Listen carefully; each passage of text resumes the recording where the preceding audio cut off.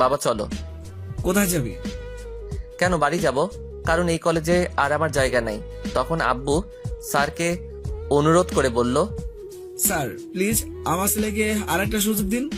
আমার ছেলে যতই খারাপ হোক না এই কাজটা করতেই পারে না। আপনার ছেলে কেমন তা আমাদের জানা হয়ে গেছে, যেমন ছেলে তেমন বাবা। বাবাকে অপমান হতে দেখে আর চুপ থাকতে পারলাম না। সোজা গিয়ে সভাপতির কলার চেপে ধরে বললাম, মিস্টার তারেক চৌধুরী, আপনি আমাকে যতই অপমান করুন মারুন, কিন্তু আমার বাবাকে অপমান করবেন না। তারপর প্রিন্সিপাল এসে আমাদের ছাড়িয়ে নিয়ে তারপর আমার আব্বুকে বলল, এই যে মিস্টার, আজকের পর থেকে যেন আপনাকে আর আপনার ছেলেকে এখানে আর না দেখি, এখনই বেরিয়ে যান। আব্বু চলো। তখন তারেক চৌধুরী বলল, তোকে আমি দেখে নিব। যত পারিস দেখে নিস। তারপর আর কথা না বলে বাবাকে বাহিরে এনে ক্লাসে গিয়ে স্যারের অনুমতি নিয়ে ক্লাসে ঢুকে বইগুলো নিয়ে বাহিরে চলে যাব। ঠিক তখনই, তামিম, তুমি কোথায় যাচ্ছ? সরি স্যার, এই কলেজ থেকে টিসি দেওয়া হয়েছে, তাই চলে যাচ্ছি। আমি এই কথা বলার সাথে সাথে অবনী বলে উঠল, তোমাকে কে টিসি দিচ্ছে? তার চাকরি আমি কেড়ে নিব। সরি ম্যাডাম, আমরা গরিব হতে পারি কিন্তু কারো দয়া নিয়ে বেঁচে থাকতে চাই না। আর মিস অবনী চৌধুরী, একটা কথা বলে রাখি, আজ এই কলেজ থেকে আমাকে বাহির করে দেওয়া হচ্ছে, কিন্তু এমন একটা দিন আসবে যেদিনে এই কলেজটা আমার হবে। সেই দিন দেখবো তারেক চৌধুরী সভাপতিত্ব কোথায় থাকে। It's my challenge, Mrs Abani Chowdhury. Sir দোয়া করবেন। দোস্ত, আমাকে তোর দোয়া করিস। এই বলে ক্লাস থেকে বাহির হয়ে সোজা বাবাকে নিয়ে বাড়িতে চলে আসলাম। কিন্তু এতেই কি তামিমের বিপদ শেষ, নাকি সামনে আরো বড় বিপদের সম্মুখীন হবে? তামিম কি আদৌ জানে যে আরো বড় বিপদের সম্মুখীন হতে হবে? অন্যদিকে অবনীকে নীলা বলল, দোস্ত, ওই খ্যাত এগুলো কি বলে গেল? আমি কিছুই বুঝতেছি না, তামিমকে কে টিসি দিচ্ছে? কিন্তু প্রিন্সিপাল স্যার ছাড়া আর কে করবে?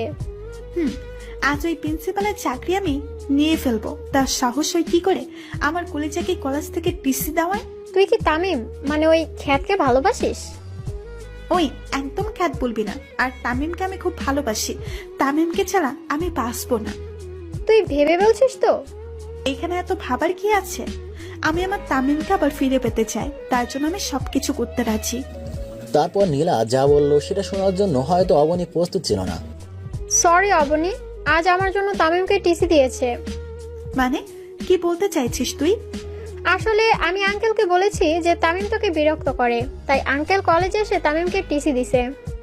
তখন অবনী ভাবল, কি এখন আমি কি করব? আমি কি আবার তামিমকে হারিয়ে ফেলবো? না, আমি তামিমকে হারাতে চাই, কিন্তু আমার বারবার কেন মনে হচ্ছে আমি হারিয়ে ফেলেছি। না, আজ যে করেই হোক তামিমের বাসায় যেতে হবে। কিন্তু আমি তো তামিমের বাড়ি চিনি না। তো কি হয়েছে? তামিমের বন্ধু রাফির থেকে জিজ্ঞেস করব। কি ভাবতেছিস? কিছু না। এই বলে ক্লাস থেকে বেরিয়ে সোজা বাড়ি চলে গেল।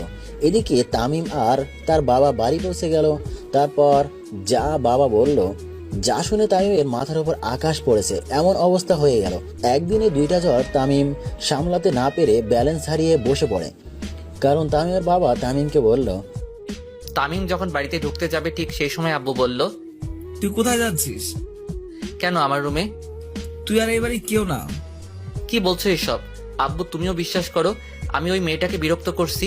তখন আম্মু বলল, কি হয়েছে রে বাবা? তারপর আব্বু কলেজে ঘটে যাওয়া সব ঘটনাগুলো বলল। তারপর আম্মু সোজা এসে আমার গালে থাপ্পড় মেরে বলল, ছি, তোকে আমার ছেলে বলতেও লজ্জা করছে। বেরিয়ে যা আমার বাড়ি থেকে। আম্মু শেষ পর্যন্ত আর বলতে না দিয়ে, আজ থেকে তোকে আমরা ত্যায্যপুত্র করলাম। তুই এই বাড়ি কেউ না, বেরিয়ে যা আমার বাড়ি থেকে। আর কোনোদিন যেন আমার মুখের সামনে না দেখি। এইসব কথা শুনে মনে হচ্ছে কেউ আমাকে লাঠি দিয়ে আমার মাথায় বাড়ি মারছে।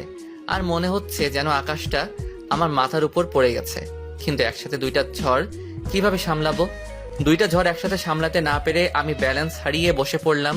কিছুক্ষণ পর বললাম, আর কোনোদিন এই বাড়িতে আসবো না, চলে যাচ্ছি। ভালো থেকো বাবা মা।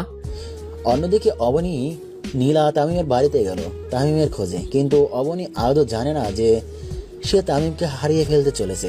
কিন্তু অবনী হাসি মুখে তামিমের বাড়িতে ঢুকলে তামিমের আম্মু বলল, তোমরা কারা মামনি?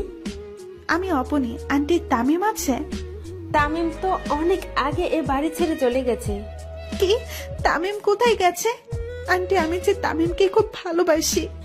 কিন্তু ও তো কোনোদিন বলেনি যে ও কাউকে পছন্দ করে। আমার ভুলের জন্য তামিমের আজ